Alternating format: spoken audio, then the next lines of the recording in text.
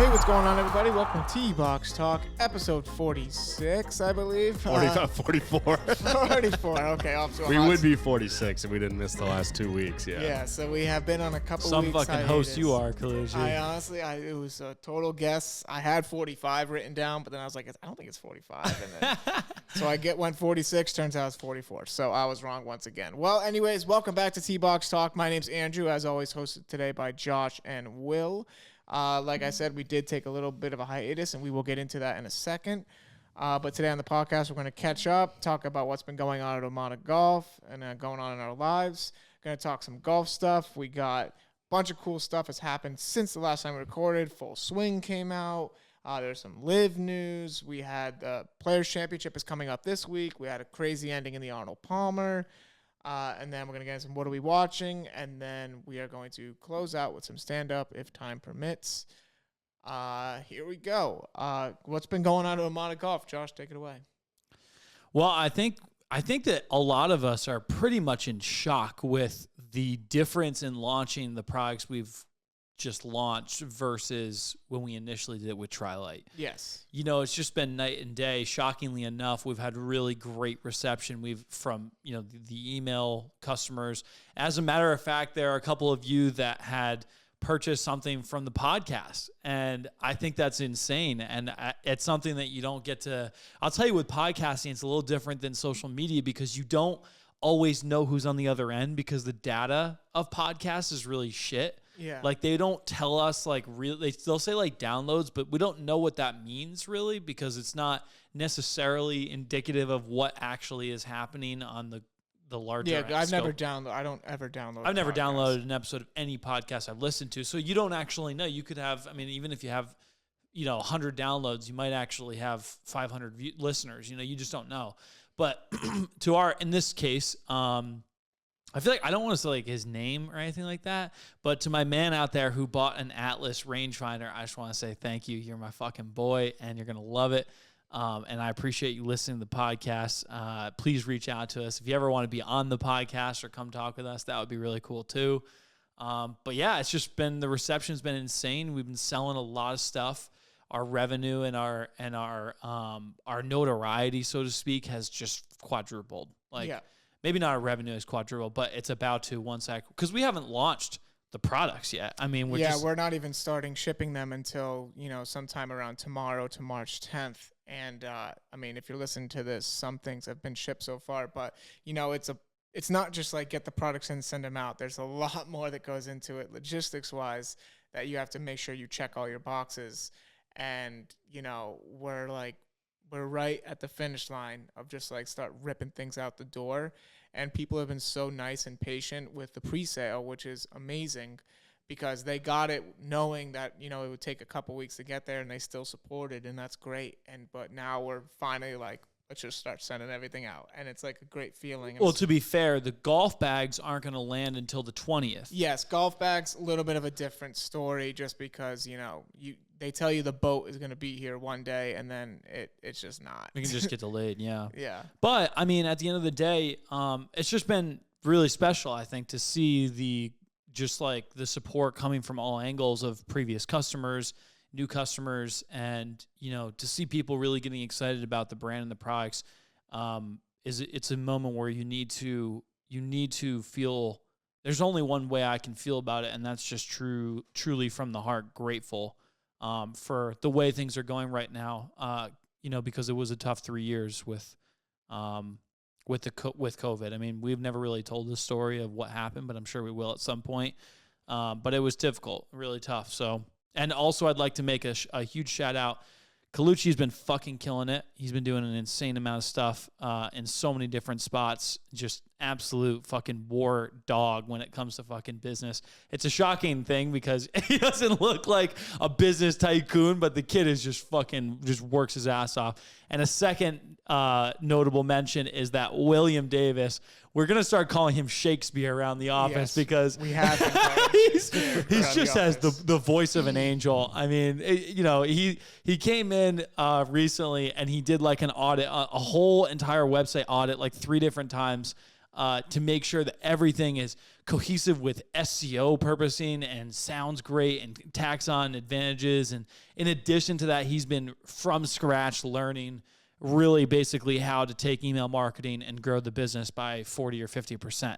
So to Will and to Colucci, to the both of you two, I think it deserves a little bit of notoriety here that you've been doing fucking crazy shit, man, and it's been awesome. Well, thank you, Josh. Thank you. And I'd also like to thank my mom and dad for a Shakespearean voice and lexicon. It's a big word there. I just use lexicon. Where does that come from, Will? Like, where do you, like, because you do type very well. Like, what is it? Is it just your OCD? What do we Well, got? OCD definitely has a part of it. But no, my mom was an English and grammar curriculum director growing up. Wow, There it really? is. There it Yeah, is. so There obviously it is. growing up, I absolutely hated it because she would always have to proofread and like edit my essays before I submitted them for class, and it paid off down the line. So shout out, mom, thank you. And also, my dad's very articulate too, as you guys know. Right, You know, he's he a was lawyer. He was a He's- lawyer for yeah. 30 plus years. So Oh my God. You just like unlocked a memory for me. Like whenever I was like a little kid writing papers, my dad would always proofread them and he would write like a novel on them about all the mistakes I had to fix. And like I would just look at it and just like start crying because I knew I had like another 2 hours of like work ahead of me on this fucking paper. yeah, so I hit the lottery when it came to educated parents, I guess, in the sense of writing and reading and grammar. That's awesome. I mean, what a fucking difference, though. Like, the difference between Will's writing and my writing is so... Yeah, because me and you wrote all the product stuff and then like Will just went in there and just pretty much rewrote it. to be fair, we didn't even write it. We hired the AI to fucking write it. Yeah, for some of it. Like, we only really like changed a couple of things, but I mean, when Will went in it, I swear, and he even like did like bold lettering on the SEO key Just in terms. the perfect places. But I mean, honestly, I think That's the OCD kicking in right there. yeah, I think that I think that his greatest strength right now, it's so funny too with something like OMADA because you go into it thinking that you're going to do one thing and then you can just like, we can make a decision at one point in the month and everything changes. Yep. Like literally, I remember Will was doing media before and we came in one day and we said something to the extent of like, you either have a choice to do this or that. And it shifted his whole entire interaction with the business. And he decided to go golf. And even now, like, originally he was doing, a lot of social media stuff. He was doing video content. And then out of nowhere, it was like, wait, Colucci and I need to do media buying because fuck the people who we were working with. Scumbags. And and Will was like, Will, you could do the email marketing. And I remember in the beginning he was a little hesitant. He hasn't done it before. And then when he finally started doing it, holy shit, it's like 40% or more of our revenue in a month. Last month, I think it was like 45% came from the email campaigns. Yeah. Or not just campaigns, but the flows and everything we were doing. But that's crazy to think about that increase, even from when previous people were doing it. It's like a 15-20% increase, and just wild. And all that being said, the reason we took a break from the podcast was because all of the new products that we were launching landed, and there was like a million things we had to do with them that the podcast unfortunately had to take a back seat. But we love doing the podcast, so we're going to keep doing it no matter what. So here we are. Anything else want to touch on with the new stuff? Just head on over to OMADA Golf if you're listening. Use code VIP30 on all pre-sale items, and by the time this episode comes out, that code will still be active, so you can use that, VIP30, 30% off all pre-sale items, and they will be shipping this week. So get excited. Another little tidbit of behind the scenes at OMADA, and it's not product related, but we typically get a lot of solicitors and cold callers that come into our office, and we've kind of built up a hostility to anyone that knocks on our door and comes in and stands here for an hour and a half and takes us away from our work. But we had probably the best cold call of our lives that happened to us this past week. And we found out that some other small golf company guys are going to be opening like a boutique golf simulator lounge across the hall from us. Yes. So Hopefully, hopefully. Yeah. Well, as of today, they got the floor plan and the agreements on the way. So I imagine that if that no matter what, as long as they're okay with them holding out there for a year, they should be able to. No matter what, they'll just be in the building. So they are either going to go to the first floor or they're going to stay where they are in the top floor. But the synergy of that between them and us could be pretty exciting. I mean, we could start doing some crazy competitions and sort of driving some traffic. Events. Yeah, different things that with them that would be really fun. And that foot traffic alone will be, great for OMADA, just being in the same building and really across the hall from them. So as long as it's potential customers that walk through our door into our office and not just we'll have to put up a sign or something. Like solicitors, like someone selling us FedEx rates. Like we already have FedEx. Like, you never know. Like that guy that came in the other day, some guy walks in the other day and he was working for the apparel company, and I don't know if he'll be like good to go with, but he said he worked with. Oh, that guy!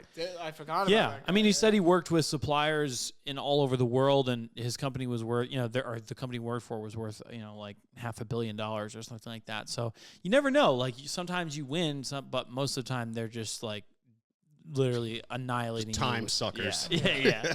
Yeah. So to wrap that up, shout out. I think Drew and Steve are their names. Bet9 Apparel and Tree Love Golf. So looking forward to having those guys in the building across the hall from us. Yeah, it's gonna be sweet. It's gonna be absolutely sweet. And catching up on one other thing that's pretty important around these parts of town is I am now the Elden Lord. So that's pretty important to me. Have you adjusted your LinkedIn to reflect I was the new title? I was going to put it in my LinkedIn title. I am an Elden Lord. I beat Elden Ring. I've been talking about it on this podcast since the first episode of the podcast. I've been talking about this fucking game, and I beat it. So that's kind of where I'm standing in my life right now. So yeah, it's pretty freaking exciting. Anyone else got anything going on in their lives that over the weekend or anything going on? I'm not going to waste anyone's time with my weekend roundup because I did nothing. Which was purposeful. I had planned on doing nothing and I succeeded in doing nothing. So I'm not going to waste anyone's time there. A planned nothing weekend is always great. I did get Marissa's engagement ring. Very nice. And it's beautiful. Yeah. And I'm very excited to give that to her in the near future. Seen it? Absolutely not. But she knows you have it. She knows I have it. Yeah. Okay. I was gonna say, because I'm pretty sure she listens. Well, like we have like we're keeping like one element of surprise, and that's the proposal. So okay. Yeah, I'm really excited to make that happen. Wow. That's so crazy. Big life update for Will. I feel like I'm nervous for Will. I don't even like. I'm just like by Nate. Like I don't even know on the side. I'm just. It's a big self-reflection thing. It's like shit. I haven't even talked to a girl. 6 months. Yeah. Okay. Will's out here getting engaged. Josh, what's going on? Oh, that's a great question, Kaluch. We never recapped your trip to Florida. Yeah, you're right. I mean, I think that. When we went down to Florida, it's weird. I live a very distorted lifestyle. I can't remember if I told you guys about this feeling that did I tell you, Andrew? No. I feel I really have lived like such an alternate sort of fucking bizarre life for the last couple of years. Because for 3 years now with OMADA, I mean, before you guys were ever even here, I was alone in a fucking dark room doing photo shoots for Trilight and, just like trying to start up essentially. And so it's been 3 years around there that I've been like basically only spending money that I don't have. And I really haven't made anything, right? So like personally, I mean, a little bits in here and there, but at the same time, my parents have like, they're 60 something years old and I live with them and they've done really well. So when we went down to Florida, it was like to go to a big boat show, so it's the biggest one in the world, actually. It's held in Miami. And we originally were just going to kind of check and look at different boats. But my dad and I have been, my father's very into the idea of owning a boat, but he's never really owned like a real boat. And so we went in there and we went straight to this boat company called Galleon, which is like, they're like sort of the Swiss Army knife of like, smaller to mid-tier size boats. Mm-hmm. So like by boats, I'm really trying to say yacht without sounding like an absolute douchebag. I don't even like that word yacht, but like such a douchebag. Like 35 feet is a yacht. I mean, you know what I mean? Like, it's not like Alex Maddie's, boat would be considered a yacht technically.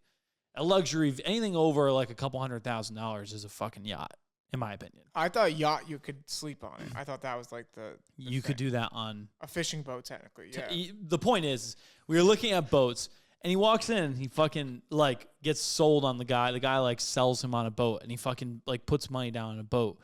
But the funny part is all along the way, I'm like this like sugar baby. Yeah. You know what I mean? That's just like along for the ride.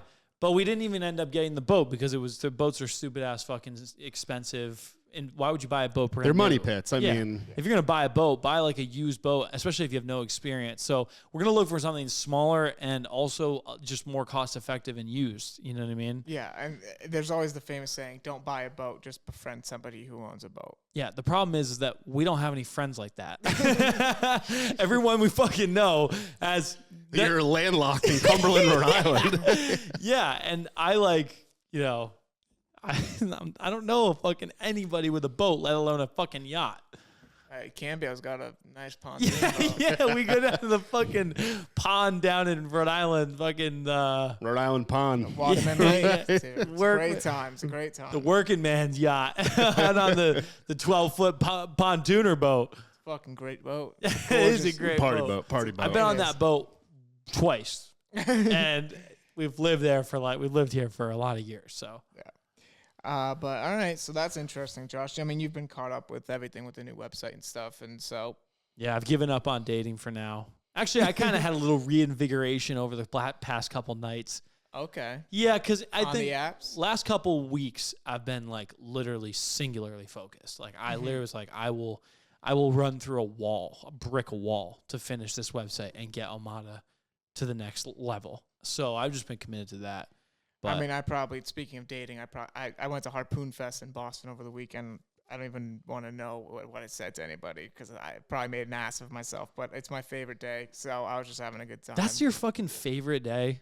I mean, dude, there's thousands of people there. I know, but you and I have some fucking great days. You're telling me you like that more than St. Patty's Day in Boston? It's the St. Patty's Day Harpoon Festival. But that's not St. Patty's Day. Patty's Day is fake St. Patty's Day. That's not. That ain't St. Patty's Day is great. Like you're saying there's thousands of people at Harpoon Festival, but there's like literally hundreds of thousands in fucking Boston at all the bars on St. Patty's Day, you know? Did you go last year? Yeah, I think so. You did, right? I think so. I don't remember. I don't think you went. I don't think you went. No, because I didn't go for Sunday. I didn't stay for the parade. I left the day before. Well, who gives a fuck about the parade? It's all about the parade's fun. Parade's fun. But anyways, we'll transition into some golf What stuff. are you, 8 years old? No, the parade's fun, dude. Everybody just sits outside. Woo! Leprechauns! Colucci! I don't think I've gone to a parade since like middle school. Well, I like maybe the elementary. Because I like the St. Patty's Day parade because we used to go and I used to just underage drink there and just like because you couldn't go to the bars. Oh, right. As an underage person. You're right on that. So just going to the parade and just putting vodka like a in day water drinking. bottles and just like drinking was super fun to me. And that's before or after you ripped your shirt off and ran from the nearest security guard. Around the same time, actually. I was around the same age when I day before. used to do that. I used to run that game a few times. Yeah, I mean, I used to have fun. But anyways, we'll get into some golf stuff. Josh, you've watched the new Full Swing Netflix documentary. Do you recommend it to us? I have. Is this we're getting right into it? Yeah, or? let's get into it. Tell us about it. Oh, your thoughts on it. Well, I think everybody's going to have their own opinion, but you have to remember that the people who produced that show are the people that did F1. Mm-hmm. And the thing about F1 that makes it so compelling is that they're talking about the whole season leads up to a championship. So every race that you win or every time you get points in a race, it's amounting to trying to place as the best race team in the world and the fastest cars in the world and the most difficult tracks. So you're kind of waiting all season for that. With the Full Swing documentary, I thought that's what they were going to do. I thought they were going to say, look, this is the FedEx Cup.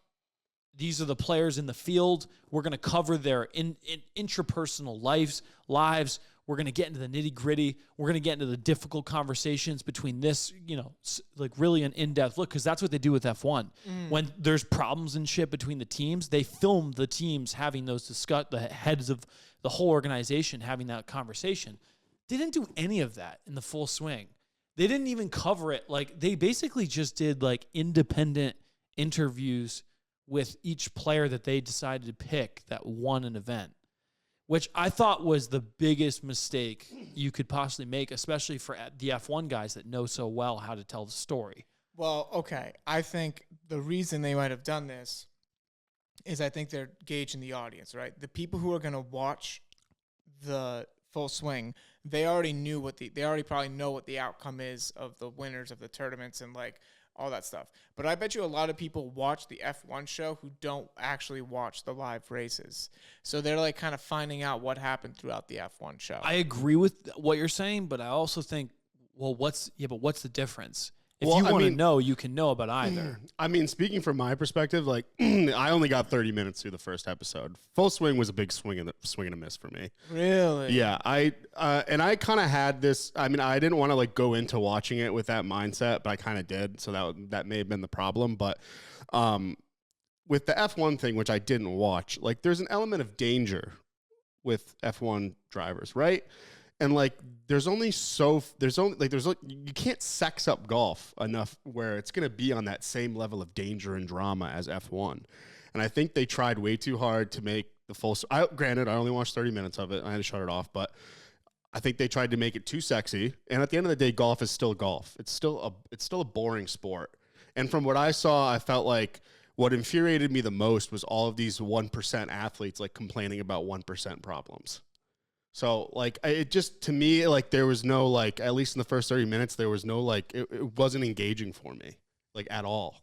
And there's no element of danger. It's not sexy. There's drama. They picked a good year to do it with LIV and PGA, but at the end of the day, it's golf. Golf is golf. To replace the sex appeal, so to speak, of race car driving, the danger of it, you have to replace that with something. And my belief is ongoing compounding competitiveness. Like, I don't, like, Will, help me understand. How does it work? If you're competing all season long, each event that you win, you're getting points for the FedEx Cup. Right. And then the PGA Championship is also just points for the FedEx Cup, but then also the payouts. Yes. Okay, so to me, the same way that they did F1 to be done for golf would have been that they would have tracked the players as they went forward, showed them on a list and how close they were in competition with each other to gain the win on the FedEx Cup all season long. And then they would attack those important events, and they would have featured them like they do the important events in F1 at different locations like Monaco, where it's like it's like the premier event to win at. They would have fucking promoted that as like, the PGA Championship or the Open or different things like that. But instead, they did character profiles. The whole entire season is just character profiles. That's it. Right. And like, I knew that going into like watching it was that's how it had been structured. And it's like, at the end of the day, like, I don't really just care about learning more about these guys. Like, I pretty much have a good idea of who they are as people just based on watching golf for the last 5 to 10 years, right, like, religiously. Right. I totally agree with that. There was no interaction between the players. It was almost, they isolated the story to be independent from one another. So you had Brooks Koepka, for instance. They didn't even fucking mention the fact that Brooks Koepka that season versus DeChambeau. That rivalry that happened between them was epic. It's one that was like almost as big news as fucking Live. Like, literally, when that happened, the memes went on for weeks on that. And that's all people could talk about. And they didn't touch it. They didn't even touch it. They didn't even. Insane they never even covered the interview where, like, you know what I mean, where he's calling him Brooksy and right. stuff. Yeah, like, yeah. They didn't do any of that stuff, and it basically created this, like Will said, is, why do we need to hear these 1%ers? These are the 1% of literally 1%. That have made it to the PGA Tour and are winning events. Who gives a fuck? I want to see them fucking battle each other and, give each other shit and see sparks fly. And see who fucking wins. Who's the best? We still don't know who's the fucking best golfer in the world. Like, who's it end with? Yeah. I still think I kind of want to watch it. It got renewed for season 2, so someone's watching I'm a sucker for, like, I kind of like that stuff where you just get deeper profiles on people. I kind of like that. So I think I'm going to enjoy it a lot. But you should do deeper profiles. I'm not saying you shouldn't. But you're saying you shouldn't base the entire show around that. Yeah, you should be saying, like, okay, you should do a timeline. March, fucking April, May, June, July, August, September, whatever the months they would choose leading up to the FedEx Cup. And it should be everybody competing at different events. And basically, all along the way, you're following who's in line. It's kind of like Hard Knocks. You want it to be like Hard Knocks, where, like, yes, like, you watch the preseason games and, like, then you're like, okay, I can't wait to watch this stuff unfold on Hard Knocks. Or, like, a Twitter report comes out like, oh, Detroit Lions have a brawl in practice. You know what's coming, but then you're like, fuck, I can't wait to watch that on Hard Knocks right now because it's going to be sick. Like, they're not just like, and then the times that Hard Knocks gets bad is when it's like they just take this single player that's probably never going to actually play in the NFL and they do like a whole episode on them. So that kind of goes in line with what you're saying. It's like you can do that, but you also have to mix in the other like drama and like the actual stuff that people want to get more detailed.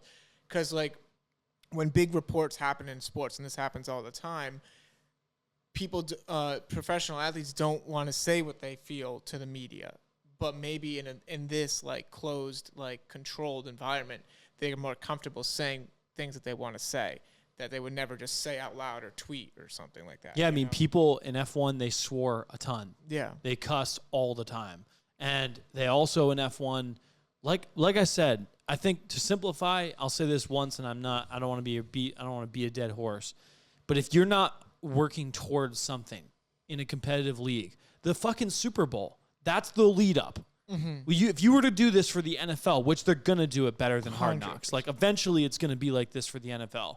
They're going to cover each game and show you the ongoing record as it builds. To say the Bills are doing better than the Chiefs, or so forth and so on, and different Super Bowl championship, and the budgetary restrictions that they're putting on new NFL teams and shit. And then it's going to lead up to what? Who the fuck is the best team out there? Who is the best golfer out there? They didn't even think to touch on it. Like from what I've watched so far. To be fair, I didn't finish the season, so maybe it does get to that at the end. But up to this point, I haven't seen like this event in this part of the timeline. He won, so forth, and the points haven't built to anything. So I'm just like pissing in the wind with, oh, Brooks Koepka's pissed because everybody's calling him out for going to Live Tour. You know? Yeah, I do know my dad watched the whole thing, and he said he'd give it collectively a 5 out of 10. Wow. So, and he's a big golf guy, so he watches a lot of fucking golf. So that just goes to show you. Yeah. All right. Well, moving on from Full Swing, I think I'm gonna still give it a go, anyways. Just obviously because we're in that atmosphere. I should be watching this show, but so I'll give my opinions on it on another day. Live players going to play in the majors. I think we kind of discussed that the last time we talked. The Live TV ratings came out, and they were kind of horrendous. I'm not that surprised by that. I've been seeing some mixed media on that. I have been too, and then they're claiming, LIV's claiming from internal data that they had 3.2 million watchers worldwide or something like that, but it's like, LIV internal data, like what does that mean? Yeah, and like now there's reports coming out like who's telling the truth about these TV ratings and these show ratings. Like it's just again like I don't even know what the CW is. Like I don't know what they I don't know what they broadcast. Well, they could be Live Tour could be broadcasting something like that out to Saudi Arabia. like technically, I mean, 3.2 million people is not that many people. No, that's shit ratings. It's a drop. Well, no, I'm just saying it's a drop in the bucket as far as like getting that many people to watch. You know, you don't realize that there are golf diehards out there that, you know, would watch anything that is golf related. You know? Yeah. We love golf. Like we love golf as like the casual sport / hobby / vacation / just platform to enjoy time with friends and family. But like I wouldn't really consider us to be golf diehards. No, I mean like I watch the majors. Yeah, like, I love watching the Masters Same. and the PGA Championship. You know, Travelers in person, and then obviously there's the other few. But I'm not tuning in for like those random like my dad like watched the Arnold Palmer Invitational all this weekend. It's like I don't think I turned the TV on once to watch it. Yeah, and I was home all fucking weekend. Mm-hmm. So yeah. I like playing golf like 1,000 times better than I like watching golf. Same. But then when there's things like, you know, the Phoenix Open where it's like a rowdy crowd, you kind of want to watch that because it's cool. So like we're going to get there. The Phoenix Open, you're talking about the Waste Management. Yeah, we talked about it. Which is now not the Waste Management. It's the Phoenix Open. It's the Phoenix Open. So they're just calling it the Phoenix Open. Yes, but I think it's still presented by Waste Management. I'm pretty sure they got rid of Waste Management and they chose a different sponsor. That's why I say that. Well, it's still Waste Management still sponsors it. Yeah. I don't know if it was ever called the Waste Management Open. I just think that people call it that because they can easily associate it with the word wasted. That, and I think that the Waste Management is like fine. It's like the Happy Gilmore fucking tournament. It's like it's the rowdy one. Yeah, we talked about this on the last episode. because like just like the scenes that came out of it, and the streaker and like all the oldies on Facebook. Oh yeah. I remember. But here's that. the thing, right? And this is why. Look, a lot of people give me shit for being like, I'm not pro live. I'm pro the outcome of introducing a secondary competitive golf league. Mm-hmm. And the reason I feel that way is because the same reason we started OMADA and to not be an elitist brand. We still are a premium brand. We make really good stuff. But there's a difference between that and then being someone who's like really fucking uptight and elitist. That's not us. And those types of tournaments / like the live tournaments having, different musical sort of events and having some showmanship and creating an experience, to me, will grow the game. The waste management, you almost don't need to be a golfer to go there and have a fucking blast. Yeah. You know what I'm saying? Yeah. That to me is the direction that I need to see golf go in if it's to be more mainstream. Not that it isn't, because it is mainstream, but like the viewership to get it to be mainstream, that's the kind of event. We got to be thinking like, it's Friday, we're going golfing, we're fucking going to have fun, we're going to party, we're going to drink, we're going to fucking do whatever the fuck we want to do and do it in peace. We're going to shut the phones off, forget about the outside world for a minute, and just have fun. Exactly. And, speaking of tournaments, the Players Championship is this weekend. And I believe, isn't the Players the one that's usually up here? Because it's in Florida. I honestly, Clucci, I have no fucking What's idea. the tournament that you go to in Connecticut? Travelers. Travelers. I was thinking of Travelers. And then there used to be the one at TPC Boston, Deutsche Deutsche Bank, that I Bank. went to a bunch of years in a row, but it was nothing like the waste. They're nothing like the waste management. No. Travelers actually is not as far off. I mean, it's definitely not as rowdy, but it's still a pretty fun event. I like that one. I would say it trends towards the Trends. wasted management versus any other tournament out there. Yeah. Because I mean, for me, like that's a day where like I'm going and I'm gonna have some drinks and I'm gonna sit there and I'm just gonna, that's it. Like when I went there last year, like like I said, we were in the Mohegan Sun and we're just literally there to, like, we're not even watching golf half the time. Right. It's just like a fun event to go to and see your friends and have a couple drinks. Do you like the casino there? Mohegan? Yeah. Oh yeah, I love Mohegan. Do you enjoy gambling a little bit? I've gambled like 3 times in my life. So when you went, did you gamble?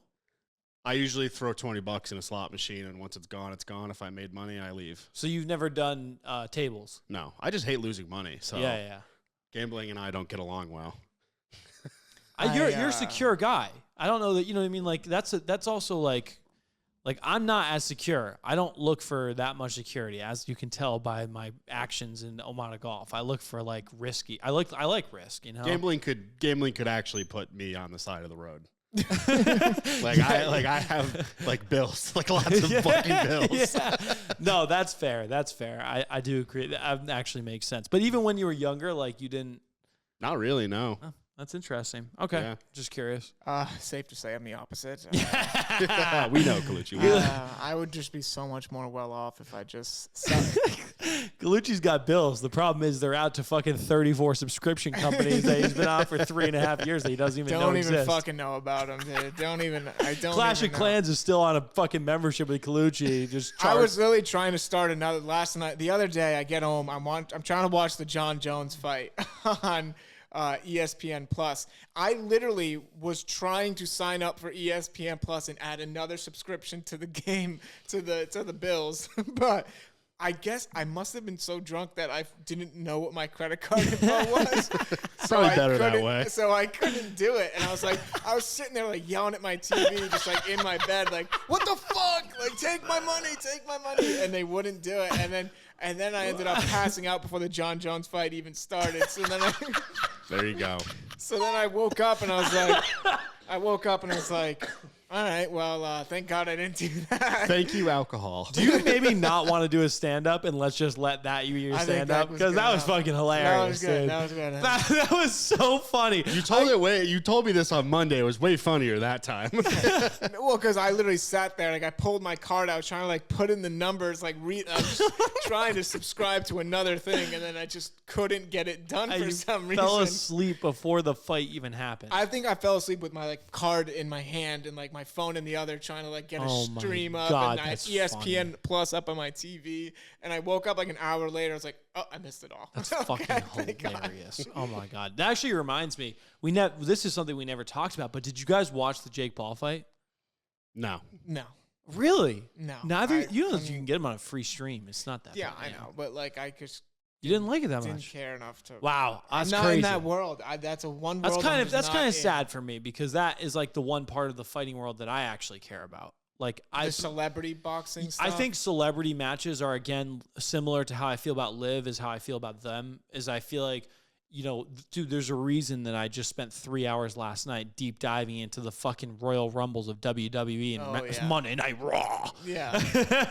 Well, WWE is a perfect example. Right now, there's a competitive wrestling league called AEW, which is exactly what you're talking about. It's just another competitive professional wrestling that now people are like drawn to both, and they're infighting amongst each other, and it's awesome. Well, I didn't know about that. Yes, there's this thing. It's called AEW, where it's. But insane. see, the trick with that fight, though, right, is that the fight world, why is Conor McGregor, why did he rise so far beyond all the rest? It's because the dude he became a villain, and he had a personification that, you know, he just like was a god amongst man in that ring. And it was less about the fighting. It was more about the drama and the shit watching talking. the interviews and like. Yeah, I mean, that was to me like, that's how it all has to be with golf, with wrestling. That's how you make it into a fucking mainstream. Drama is drama. I love drama. I love watching The Undertaker fucking come alive, and then there's, you know, McMahon is in the ring fucking, you know, all like the face, you know what I mean? The faces are great. I mean, when I was a kid, I legitimately thought The Undertaker died and rose from the dead. I did too. And you could have told me, I didn't matter to me. That happened. Every time I watch I still think WWE it Colucci, happened. literally every time I watch it, even now that I know he's retired, I'm just hoping that the next time I see something, like in whatever sequence I'm watching, I just hear that theme song come on. And the lights go out, and Yeah, the lightning yeah, strikes the yeah. turnbuckles. I mean, dude. Him and Kane is the best. I mean, dude, I know Brothers it's of fake, Destruction. and it's still amazing. Even They're like half brothers. Yeah, but born like from hell. even like even Logan Paul, fucking dude, he was doing fucking 25-foot frog flies. Well, he's and great for the WWE, in my opinion. He's Yeah. doing really good in WWE. And I don't watch a lot of WWE right now, but I see all the clips on Twitter, and I just have to Dude, watch he broke it. like 4 ribs on one of those Yeah. fights. So like, Yeah, he it's fucked his real knees shit. up, too. Yeah, dude, Yeah. it's real deal. So I mean, I've been talking a long time, so I'm sorry, but I'm super passionate about this right now because I'm sad that you guys don't like that fight because it was awesome. Yeah, I didn't even watch it. I tried to pull up a stream, and then I was like, fuck this. There's going to be a second fight, and it's going to be 100%. I hope he fucking. Why wouldn't they do beats. it? I think he's going to beat Tommy Fury's ass in the second fight. That's just a gut feeling.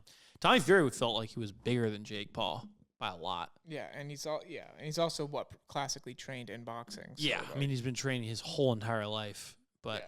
I still think Jake Paul could have had him. Yeah, but John Jones won, and he's my GOAT fighter. Anyways, what are we watching? Let's dive into it. The Last of Us. Me and Josh were kind of doing a little fighting last night in the friendly group message that we have together. Josh is in it for the zombies. I agree with him. Not in it for the zombies. They But just you don't want have more any. zombies. I want more zombies too. But I do think last night's episode might have been the best episode. Oh, that's a fucking Will. I thought it was good. I thought it was really good. I'd have to. It's a type of show that I'd have to rewatch again to choose of my favorite episode. I can't go first round. I can't pick a favorite episode. For I've me, liked too many of them. It's the I same thing know. with like Poker Face. Like there's like 2 episodes that I didn't like, and the rest of them I liked equally. I'd have to watch it again and maybe pick up other things that I missed I don't the first really time. know if the problem with Last of Us, all the episodes are completely different. So like, which style do you like more? I'll tell you that the most interactive I've felt so far was, believe it or not, like the most into what I was watching was Ron Swanson's episode. Yeah, I would Yeah. say Bill and Frank's episode or the most recent episode are like top tier for me. I The think one where I the think big the fifth guy- one, the fifth episode with the Yeah. big guy. Yeah. I think that's my number 2 favorite, and then Ron Swanson probably number 3 favorite. What's your I don't number know. 1? Oh, Last Night. I think the 8th episode with the cannibals. You're a fucking weirdo, so you like that kind of stuff. But I liked it. that- I thought I it was a like great I like episode. humans versus humans gone crazy. It's Yeah. And then like You like the psycho Ellie shit. Ellie was just like on her own and got out of it, and Joel like comeback story. He was like dead and now he's good. Do you guys watch the end? There's like a 10-minute. You know, I there's have started watching the it. BTS. Yeah. My brother. I don't like to watch it because I like to make my own like inferences, whatever that word is. I don't think I use Staunchly independent, Andrew Colucci. I don't know. I just like to think what I thought about it, you know. You don't want it to corrupt your perspective of what you I don't watched. think it's fair that you should have to watch a post-show BTS. Well, you don't have to. It's, No, you I can turn know. it but, off. like, I don't think it's. No one's holding your eyelids open They behind did your this- head.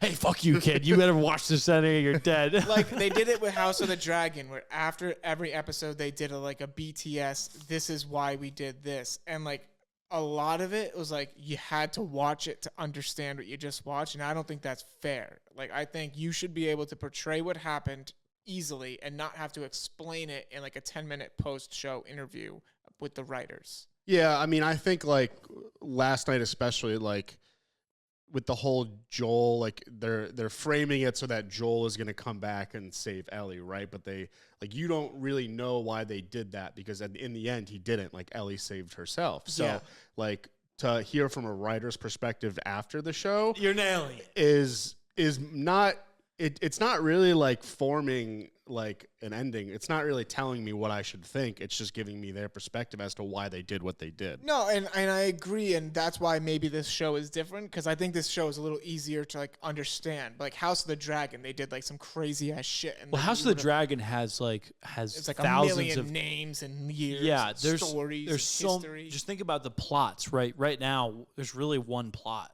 There's really not. They're not deviating at all in this show. It's Ellie and Joel. Get so- her to the thing. Right. And so, like, you know, in the show like that, you have 50 different storylines at any one time, and they're constantly changing as people die off and new characters introduced. And then in addition to that, you have like 1,000 years of like numeric historical family tree data that can affect the sort of the what's it when the philosophy? No, the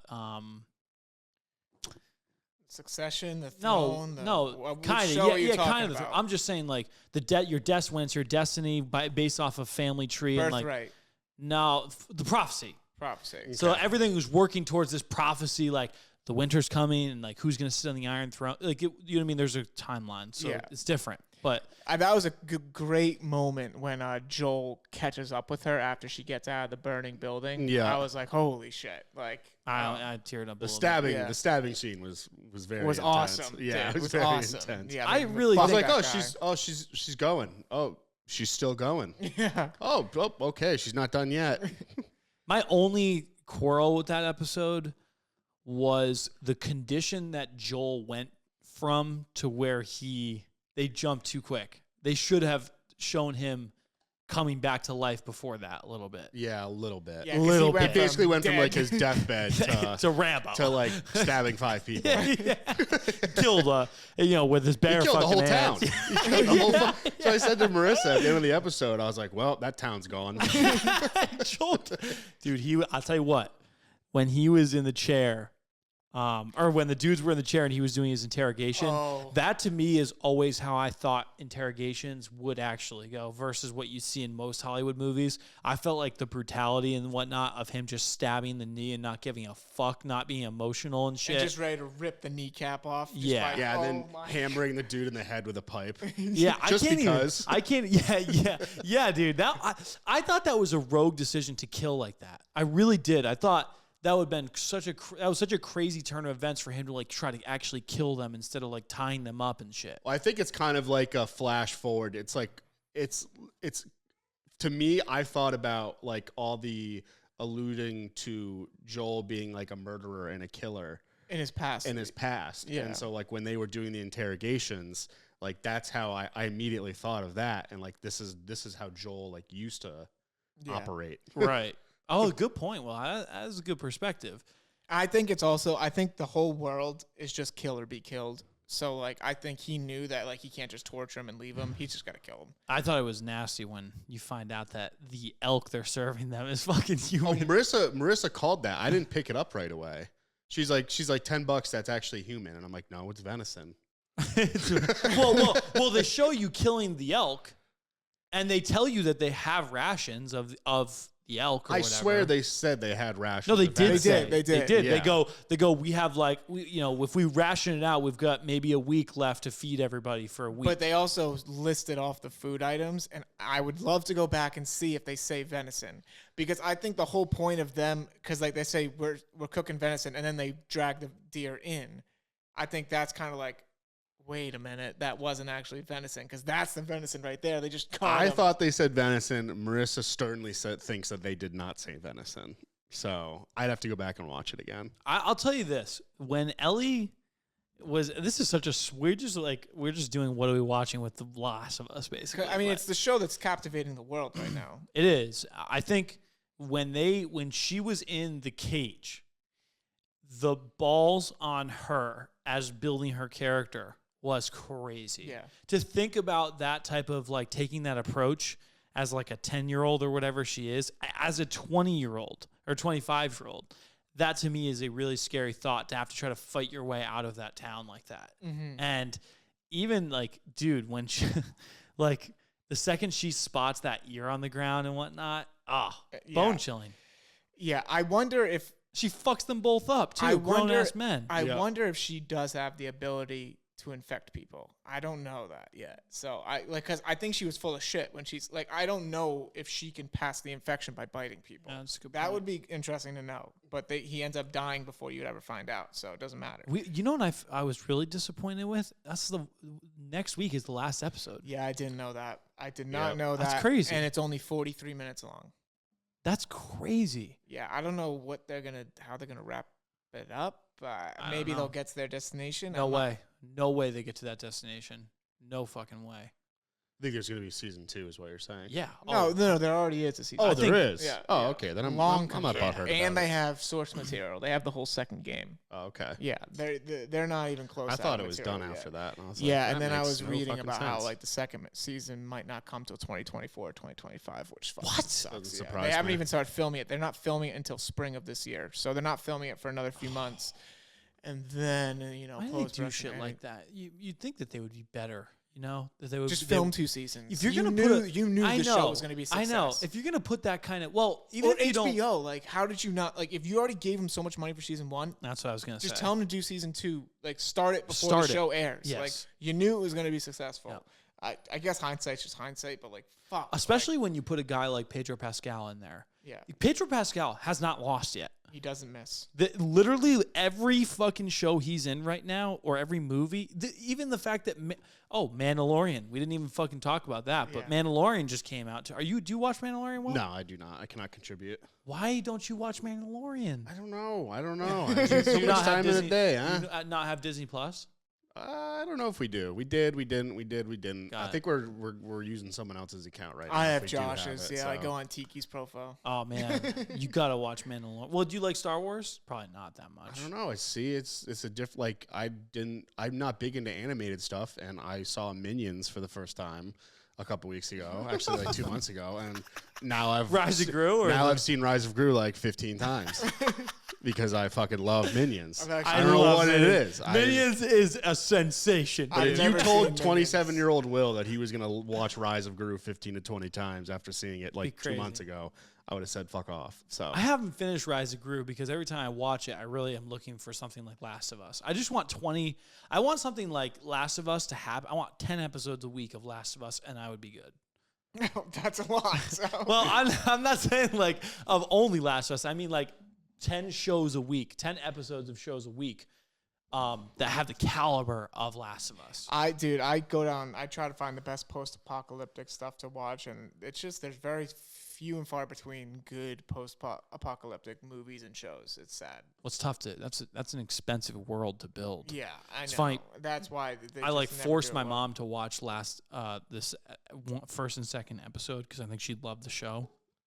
Although not so much anymore with that last episode. I think that's gonna Yeah, that she's gonna check be out. a little upset about that. But it was cool because we were looking at the Boston skyline, which I didn't really look at beforehand.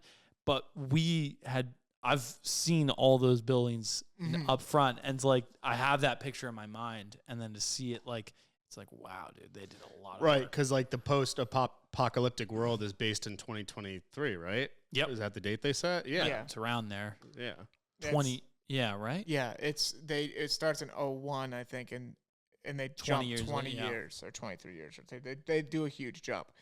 But yeah, that's gonna wrap up. What are we watching? Actually, one more thing, because me and Will are on it. Josh, you're out on the Poker Face show. I'm not a massive Poker Face fan.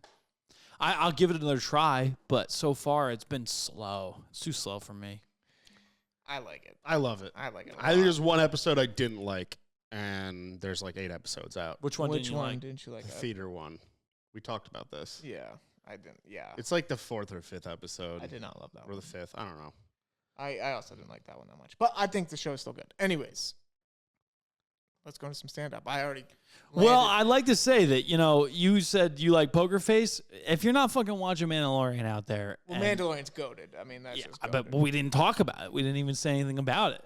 What'd you think about the first episode of season 3? Too short, fucking awesome. Yeah, it was way too short. Way too short. It should have been a fucking hour episode to kick it off. I don't know why they do. They always do that. They always do a long episode to start you off and get you juiced back into the environment. But It's too short. I'm pissed about that. But tonight at midnight, new episode. midnight? Yeah, they come out midnight at midnight. Oh, fuck. Yeah, because that. it launches on Wednesdays. Yes. Save it for I gotta save that for the weekend. That's a great. You didn't do it weekend. last time. I know. We watched my dad. My dad doesn't like the dark shit like Last of Us. So he like when he sees something like Mandalorian comes on, he fucking hammers it. He's always on it. Yeah, I actually think this season of Mandalorian is gonna end up being dark too. Because like going back to Mandalorian, trying to reclaim that he's a Mandalorian. Right. I think it could get a little dark. I'm not sure, but we'll see. All right. Anyways, let's jump into our final segment, the stand-up segment. I already nailed my joke. I'm not gonna go. I'm going out high on that one.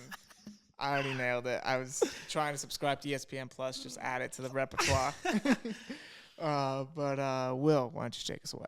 All right. Well, we're running a little long here, so I'll do this as quickly as I can.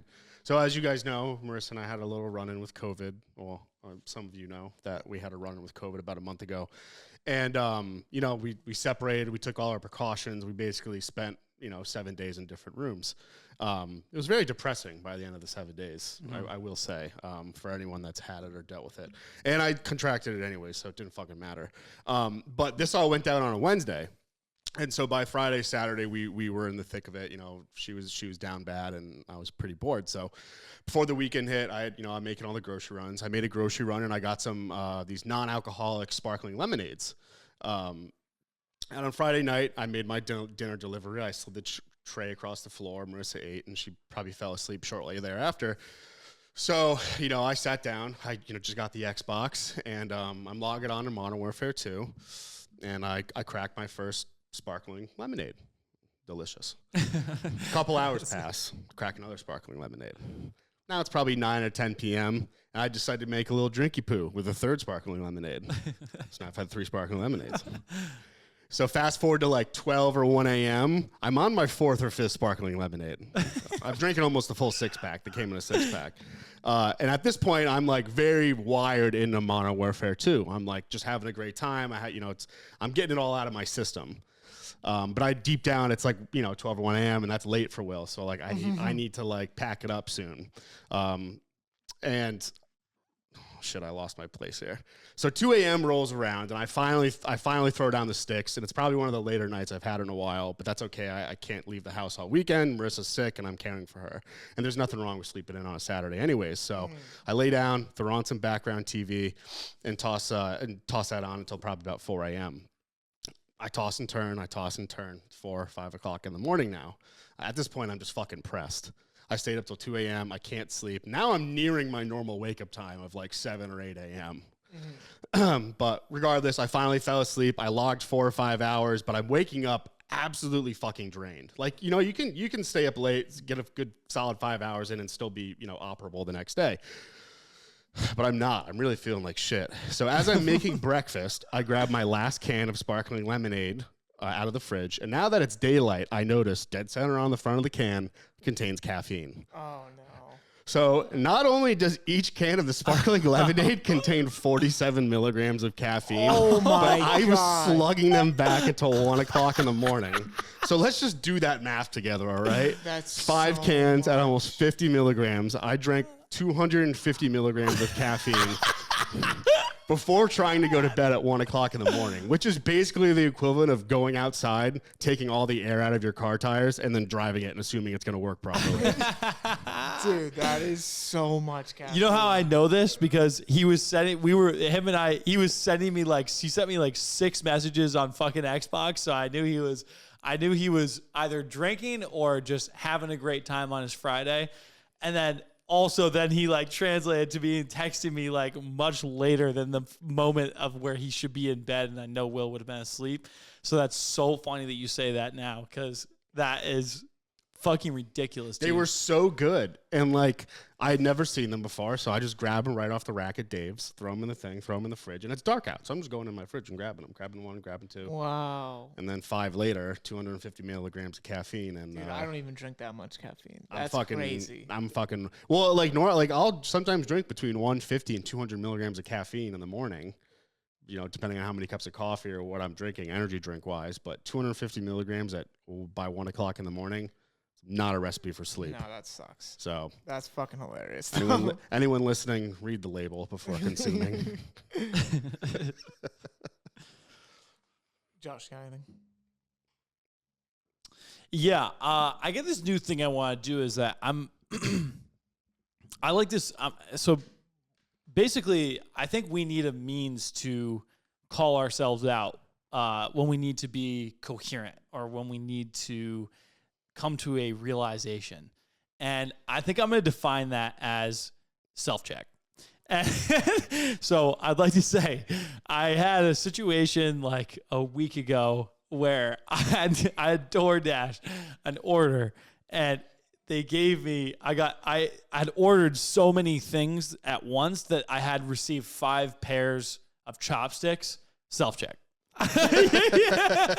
Jesus. Self-check. I think we're going to start calling ourselves out too for the self-checks, dude. They thought you were ordering for a family of 5. Yeah, dude. I remember eating that food and being like, oh my fucking God, you are a fat motherfucker to eat that, dude. I sometimes even get shocked. The other day, out of fucking nowhere, my mom decides on a Saturday that my little fucking nieces, my 2 beautiful angel nieces, are going to come over.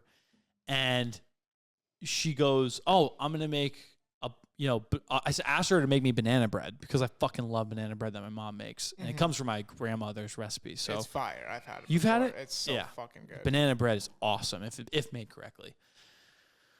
And so she goes, well, in addition to that, I'm going to make a thing of brownies. So I know that I basically can't process chocolate correctly, and especially milk chocolate. And literally halfway through, she's she does her thing, and everybody knows the brownie batter is the greatest thing on earth. True. And I had her save me the whole entire bowl left over, so all the residual brownie batter that didn't make it into the thing, she saved it for me. And I must have had, I just sat there licking the goddamn bowl clean like a fucking idiot and a fat motherfucker. And then afterwards, my parents leave. It's like the parents leaving their 8-year-old kid, you know what I mean? Because I fucking walked up to the brownies. I had 1 brownie. I was like, damn, that was good. I had a 2nd brownie. Before you know it, I ate 3/4 of the goddamn brownie tray. Self-check. Self-check. And then in addition to that, dude, there are really not enough brownies left over for my 2 nieces.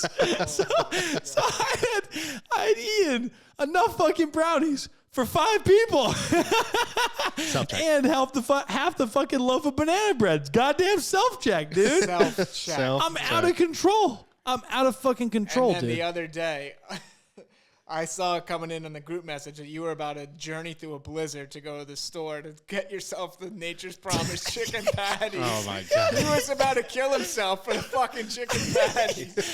Dude, I've been Self-check. obsessing on fucking chicken patties, goddammit. And I don't know why. I don't know where along. It was my buddy Ross was he said it in a way that just you ever hear things where you hear it and then you want it? Yeah. Well, he was talking about chicken patties, and I that day had run out of my Nature's Promise chicken patties, and I don't like Tyson or fucking bullshit chicken patties. It needs to be good material. So I fucking ran out. So I ended up making all my okay, that was the night of the winter storm. And as Andrew's right, the store was closed and they're not even there's no 24-hour grocery stores. Panic attack. So I decided to custom make from my Nature's Promise reserve of chicken, my own chicken patties, and proceeded to eat 6 chicken patties in one sitting. Self goddamn check. And that is my stand-up. Thank you. That's very good. And that's a great way to wrap it Self-check. up. Thank you all so much for listening to T-Box Talk episode 40-something. 44? 44.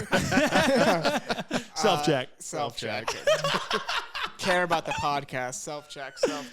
Head on over to OMADA Golf. Use code VIP30 on all pre-sale items. Thank you so much for all your support, everybody. T-Box Talk is back. Have a wonderful weekend. Everybody, just have a great weekend. Check out OMADA Golf 2.0. Follow us on social media at OMADA Golf. Follow us on social media at T-Box Talk Pod and on Instagram and TikTok.